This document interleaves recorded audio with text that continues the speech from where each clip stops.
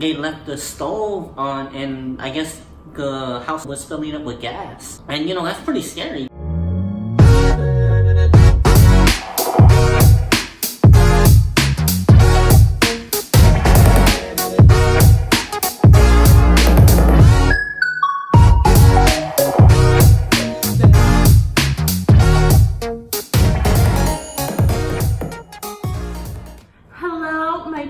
People, and welcome back to my channel. Today is gonna be a different kind of video. I am gonna do my first mukbang, however you call it, today. So here in front of us, obviously, if you guys haven't noticed already, I brought back my friend Javier / roommate. So that's why he appears in a lot of my videos. He's my roomie, so you guys know. But yeah, so we have a feast of sorts, I guess. We have an Italian dish, as you guys may know, is lasagna. For dessert, once we're done eating our food, we have, well, I have a Ben & Jerry's ice cream. I really love this one.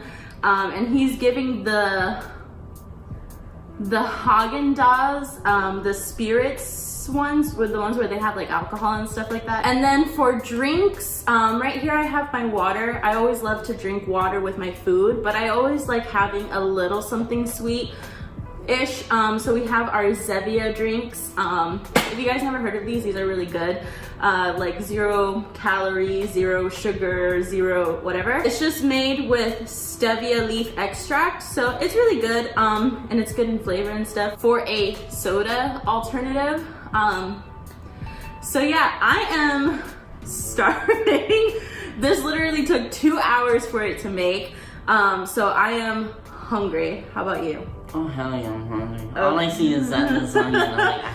Eyes on the prize over here, guys. So let's go ahead and let's get started. Let's get digging into this deliciousness. Hopefully you guys are eating something with us. I do want to say, if you guys are not eating during this video, you're probably gonna get really hungry, because that's what ends up happening in mukbangs. So probably go grab something, join us, and get something to drink, some snacks, whatever. What we decided to talk about today for the subject of this eating show, mukbang thing, whatever, was to maybe talk about some of our, or like to talk about how we deal with anxiety, or how does anxiety hit you particularly, because I know everyone has anxiety in their own way, and everyone kind of feels it out in their own way. So maybe just talk about from our perspective, how we deal with it and how it feels like to us, and the struggles that it comes with. So how about it? How's your experience with anxiety, and how does it affect you, or what do you feel when you go through it? Or do you have it? Do you feel like you have it? I feel like I mainly get it at night, because as I told you before, I could be okay. I could be going to sleep, and then I have this intense fear. I don't know what it is. It's an intense fear, oh no, if you go to sleep, something's gonna happen, or something's, I don't know. It's really scary, to the point where I'm frozen at times. If I fall asleep, something will wake me up. Nothing's going on, it's quiet, it's peaceful, but something will just trigger me, and then I'm just in bed, frozen in fear. It gets worse, to the point where I feel like I can't breathe, I'm struggling to get air inside of me. Mm-hmm. But yet my body is okay. Mm-hmm. I think we also talked a little bit about how maybe where it stemmed from, right? And maybe from that experience that when you were younger, or was that something else? Do you want me to talk about it? Yeah, if you want to share it. Okay, I'll try to make it quick. From that shit. Okay, pretty much from that experience, I was in my early mid-teens. I was sleeping at home in my bed. I was just knocked out peacefully, and out of nowhere, I guess I was home alone. I didn't know, because I was asleep at the time. but my brother and my dad were knocking on my window. And you know, I saw it as odd, but they were like just telling me, hey, wake up, wake up. And I'm like, what? I'm like, and they're like, you don't smell it? I'm like, what?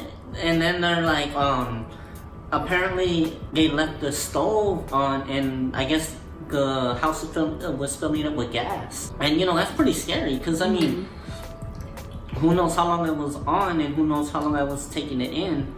And what made it worse is my brother was like, oh, you could have died, you know, from that, being in there too long, which, you know. Oh, yeah.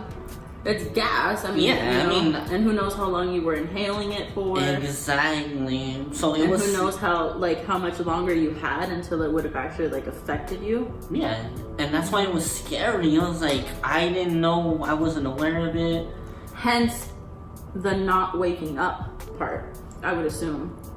Exactly. Like, I could have not, you know, who knows if it would have stood on longer, I could have probably never woke up, and I think that's where it kind of stems from. For me, my anxiety, I feel like has 20 different faces. Mine's are more an internal. I know a lot of people's anxieties are external, where like they'll go into like a full-blown like panic attack and stuff. Mine's are more internal, that I do feel like something inside of you is like dying. It's a very intense feeling most of the times, and sometimes I can have like anxiety literally all day, but it stays like steady. I don't know if that makes sense. Like, it doesn't go super crazy, and it's not like completely gone. I get like anxiety that'll like kind of stay throughout the day, and kind of, you know, it'll bother me throughout the day. And there's a lot of times where my anxiety, for me, it has like, I can create a problem out of nothing, and it'll grab like anything to like start panicking over. My mind, and I'm talking about the way that my mind works. It'll grab anything to start making it a problem, and then that will become an anxiety. And until I learn how to get rid of that particular anxiety or that particular fear, it stays with me for a very long time. So that's why I say, like, I feel like it has like 20 different faces, because it's like, it comes in waves, and then there's some days where they're better, and then some days where they're worse. And you know, I feel like we're so hard on ourselves when it comes to feeling perfect, or feeling like I have to feel happy 24/7, otherwise life is bad and all this stuff. And that's so much pressure to put on ourselves. And I feel like I do that a lot. I feel like I don't know some days how I'm gonna get over like this hump. You know, I don't know how I'm gonna get over like this particular fear, because it feels so strong. And I've literally dealt with like anxiety. I think it started with me ever since I was like about 13. But I've come to a lot of certain realizations of there's deep beliefs that we have that cause those anxieties, starting from when we were so young, that we carry them with us through our adulthood. And until we can go deep within ourselves to put the puzzle pieces together, most times I think that's why a lot of people don't know where their anxiety comes from or why they have anxiety, because there's certain unsolved problems that we've had or that we carried with us for such a very, very long time. So I'm gonna get another slice because I'm still hungry, so judge me or don't judge me, but this lasagna is really good. So anxiety, this topic, I mean, I feel like can go on for days and days and days, because there's so much to it. But I kind of want to talk about more of like healing from it, or trying to heal from it, because I know I'm not 100% fully healed from it. And I still go through so much of it. Like even like recently, like these last couple like years, like I've been dealing with anxiety almost like on a daily basis.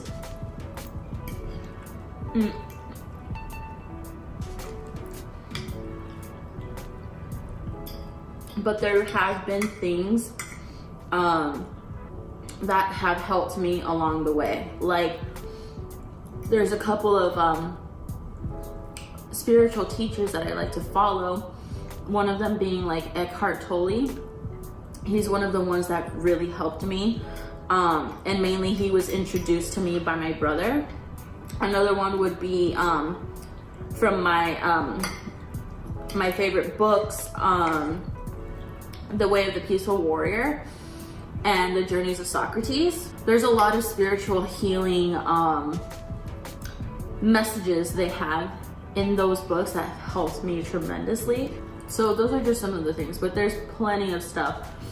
I really look up to Jada Pinkett Smith and Will Smith. Jada Pinkett Smith's talk show, The Red Table Talk, has helped me a lot. I'm so glad I found that show. But let's talk about some of the things that have helped you, House, or like that that you feel like helped you with like coping with anxiety and stuff.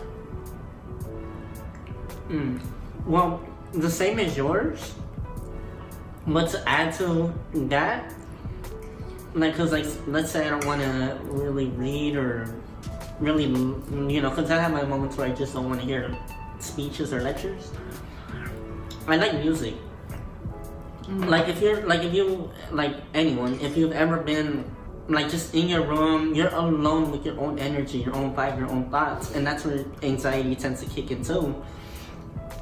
So for me to calm it, I either light some nice calm candles, you know, whether it be... I love candles. Exactly, especially Bath and Body Works. Ooh. Not a paid advertisement, but... Not sponsored.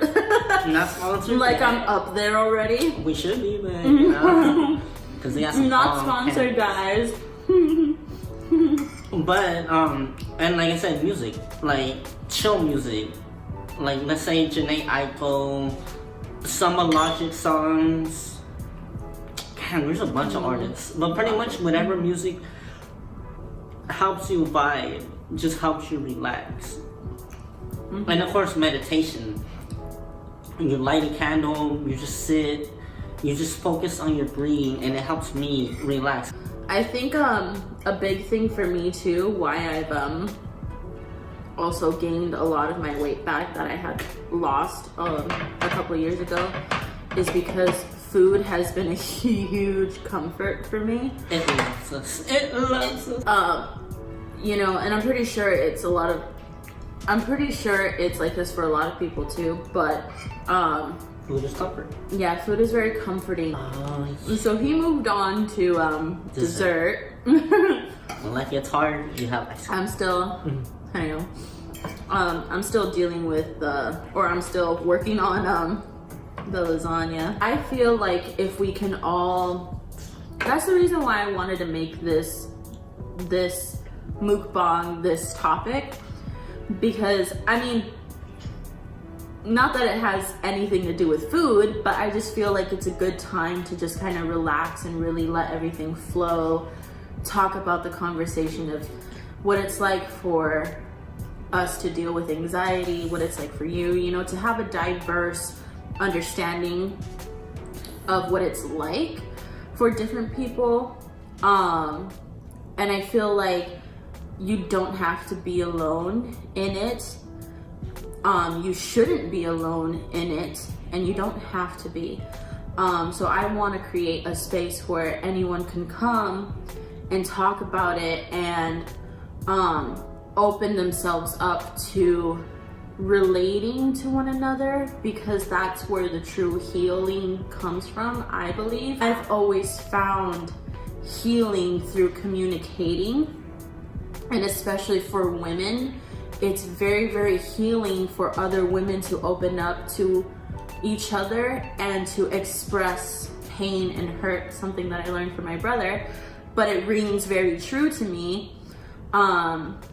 because I've always felt that once I was done expressing and talking about whatever pain or anxiety or whatever I was going through, I tend to feel a lot better because it's not being held inside anymore. Please know and please understand that whatever it is that you're feeling, feel validated in that, because you have every right to feel hurt and to feel pain. And just understand that we're all in this together. I know it's something that in that moment it's hard to understand that you have somebody, but please try to wrap it around your mind that you have people, you have me here to help you in any way that I can. And if communicating, talking is what you feel like you need to do, but you don't have somebody to do that with, I'm here for it, and I'm sure even he's here for it. Yeah, I have my own, not YouTube channel, of course. I'm doing, because we both, and that's why me and her connect so well, because we both go through similar things, and we kind of keep each other sane, you could say, because you're never alone. You're always, there's always going to be someone that's going through something either the same or similar as you. So when you're like, oh, nobody understands me, no, somebody does. Someone out there understands you. Somebody understands you. Even when you think that there's no way that they feel what I'm feeling, somebody out there does. Exactly. That's why our friendship works. I've been meaning to, and you know what would be a good thing is maybe to clarify for obviously everyone who doesn't know, maybe what like your condition is and stuff like that.